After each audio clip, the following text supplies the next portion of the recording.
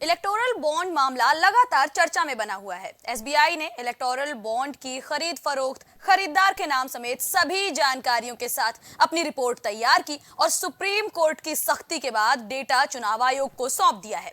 अब इस मामले पर एसबीआई ने सुप्रीम कोर्ट में हलफनामा भी दाखिल कर दिया है। एसबीआई ने कोर्ट को बताया है कि चुनावी बॉन्ड से जुड़ा ब्यौरा आयोग को उपलब्ध करा दिया गया है। इस हलफनामे में बैंक ने आंकड़ों के जरिए बताया है कि 1 अप्रैल 2019 के बाद से 15 फरवरी 2024 तक कुल 22,217 इलेक्टोरल बॉन्ड्स बिके हैं। इनमें से 22,030 भुना लिए गए हैं।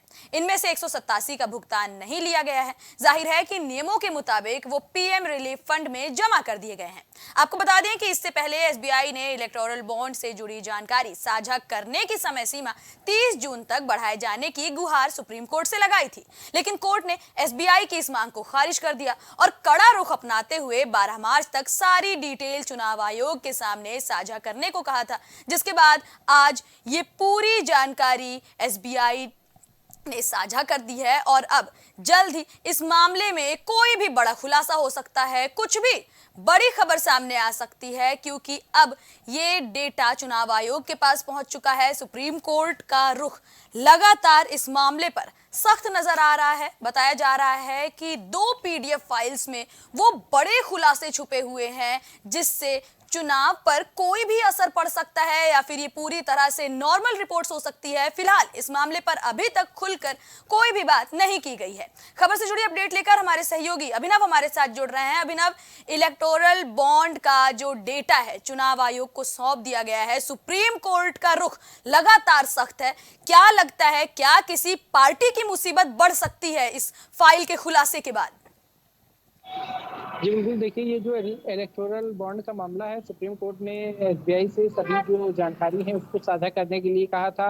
इसके बाद एसबीआई ने जो है वो याचिका दायर करते हुए सुप्रीम कोर्ट से मांग की थी कि 30 जून तक जो है तारीख बढ़ा दी जाए, लेकिन सुप्रीम कोर्ट ने ऐसा करने से इनकार कर दिया, जिसके बाद आज एसबीआई ने सुप्रीम कोर्ट में हल्फनामा दाखिल किया, जिसमें सुप्रीम कोर्ट द्वारा बताया गया, जिसमें एसबीआई ने पूरा ब्यौरा जो है वो चुनाव आयोग को सौंप दिया है।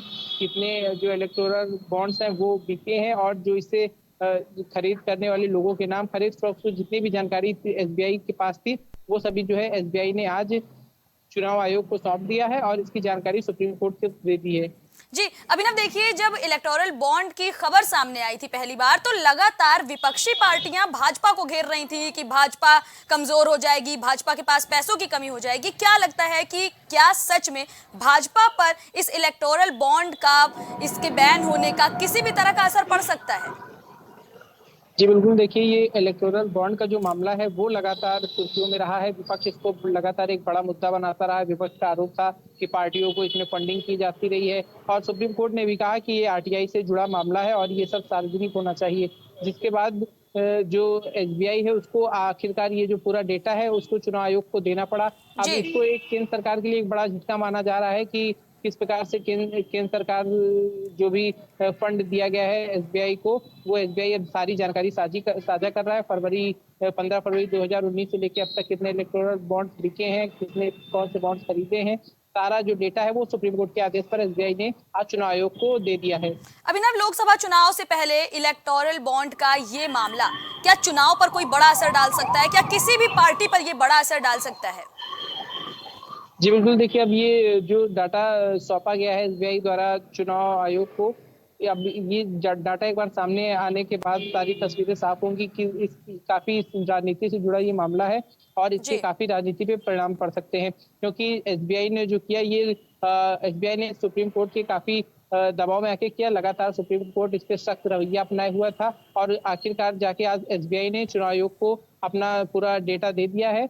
और विपक्षी पार्टियां भी लगातार इसकी मांग कर रही थी। विपक्षी पार्टियों का आरोप था कि जो सरकार है वो इलेक्टोरल बॉन्ड्स के रूप में अवैध फंडिंग करा रही है अपने पार्टी में और इसका डेटा सार्वजनिक होना चाहिए, जिसके बाद सुप्रीम कोर्ट के आदेश पे आज सार्वजनिक किया गया है डेटा, चुनाव आयोग को दे दिया है।